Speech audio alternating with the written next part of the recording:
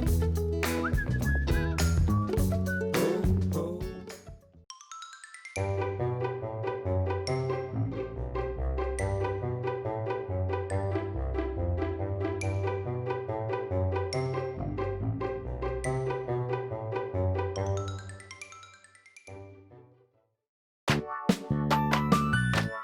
dan, sem Marija Mencinger iz Bohinjske Bistrice in v glavnem pišem pesmi. Zdaj, ko sem dobila svoje vnuke, pa sem napisala tudi nekaj pravljic. In eno vam bom sedaj prebrala. Smrkastična dogodivščina v Bohinju. Smrkci so se odločili, da se po končanih počitnicah za nekaj dni odpeljejo v Bohinj. Pripravili so nahrbtnike in zgodaj zjutraj zbudili smrkolinčke ter jih posadili v smrkobus. Tako, dragi moji, je rekel ata Smrk, šola v naravi bo letos potekala ob Bohinjskem jezeru. Gremo! Smrkolinčki so navdušeno zaploskali in kape so frčale po zraku. Po brezkončni ovinkasti cesti so se končno pripeljali do jezera. Vsi smrkolinčki so imeli noske pritisnjene na steklo smrkobusa in oči so jim žarele od navdušenja. Na mostu, pod katerim se je jezero izlival v Savo Bohinjko, so se ustavili in obnemeli. Prevzeli so jih vrhovi gora, ki so se bahavo ogledovali v kristalni čistini jezera in se še bolj ponosno dvigali navzgor. Na drugem koncu jezera se je pravkar ustavila ladja. Izkrcali so turiste, naložili nove in se podali nekam daleč tja, kjer se je sonce že skoraj dotikalo obale. Ah, je dahnila Smrketa, kako smrkastično lepo je. Upam, da je jezero še dovolj toplo, da bom lahko smrknila na plažo v svojem novem Smrkiniju.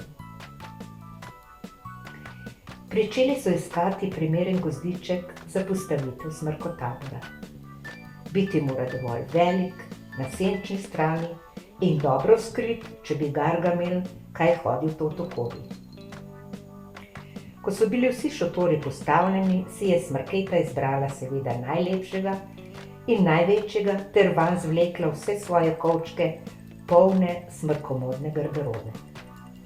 Ata Smrk ni ugovarjal. Je pa vsem drugim z mrkim pogledom določil, v kateri šotor naj kdo gre. Klada se je zavalil na svoje ležišče, si potegnil kapo na oči in zaspal.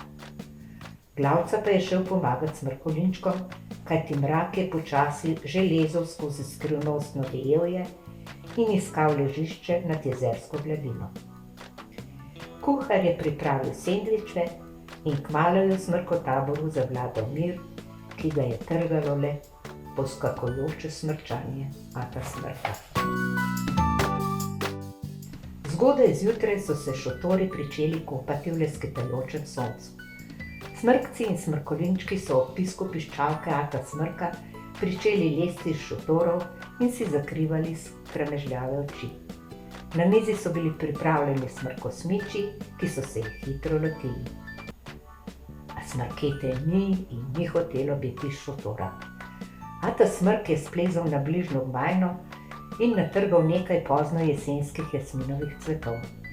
Položil jih je na krožnik poleg skodelice smrkosmičev, pomenljivo pogledal po smrkcih in zakorakal v Smrketin šotor.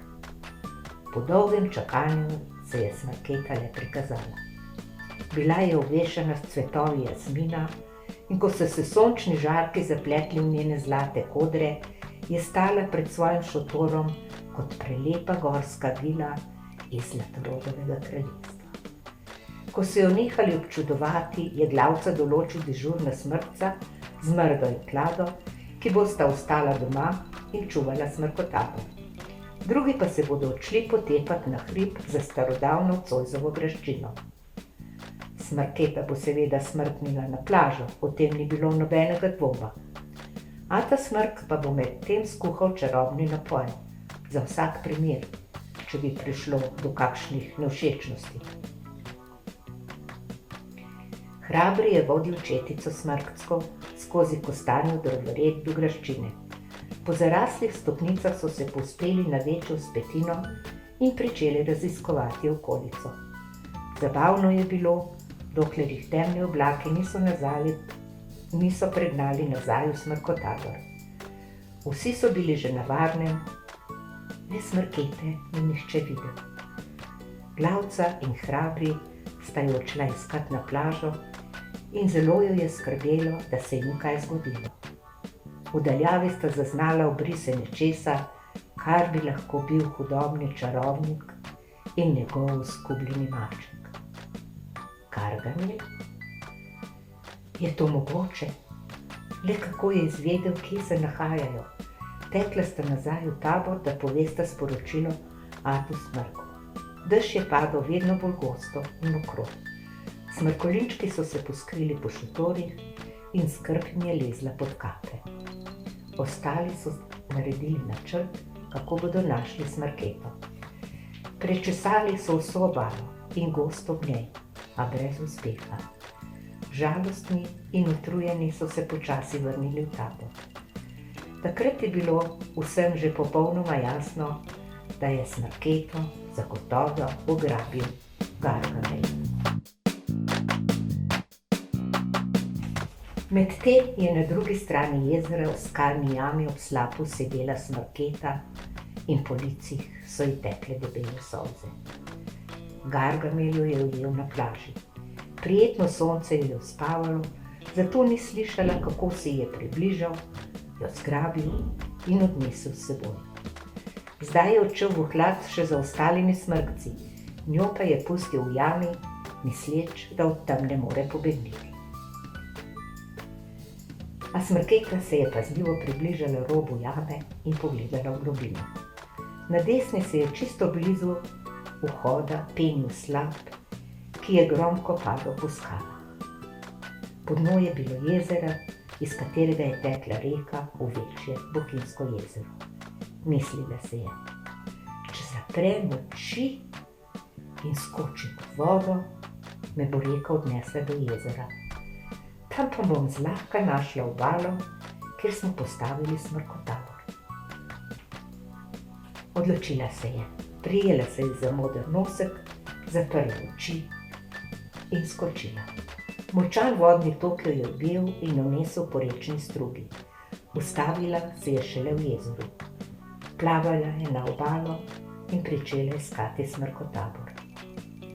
Temnilo se je že in kmalu je dolino ob jezeru objela noč. Smrketa pa je tekla in tekla, nič ne gledala kam in kje se bo ustavila. Spotikala se je, padala, se pobirala in se končno nerodno zakotalila v visoko travo. Treščila je ob nekaj velikega in mehkega, ki je reklo mu. Potem je bilo vse tiho in mirno. Toplota neznanega bitja in njegovo enakomerno dihanje sta jo spavala in kmalu je izčrpana smrknila v sanje. Smrkci so jo še vedno zagnano iskali. Na gmajni so se razporedili v skupine po 3 in pogumno zakorakali po mokri travi, med veje, s katerimi so se utresale težke deževne kaplje. Kmalu so zaslišali vesel vzklik in vsi so pohiteli za glasom. V travi so ležale krave in teliček, ob katerem je mirno spala razmršena Smrketa. Veseli kriki so jo prebudili in tudi teliček se je skobacal na vse 4. Objemajoč Smrketo so se srečni spustili do tabora. Smrketa jim je povedala, kaj se je zgodilo, in zgroženo so jo poslušali s široko odprtimi očmi. Ata Smrk je okoli šotorov hitro polil čarobni napoj, ki jih bo do konca taborenja varoval pred Gargamelom. Od veselja, da so spet skupaj, so priredili smrkožur, na katerega so povabili tudi malega telička. Preživeli so še nekaj čudovitih dni v gozdni šoli in imeli so se zares smrkastično. Nato so se vrnili v Smrkolandijo, kjer smrkolinčke čaka učenje smrkoljščine in smrkopisa. Upam, da vam je bila všeč.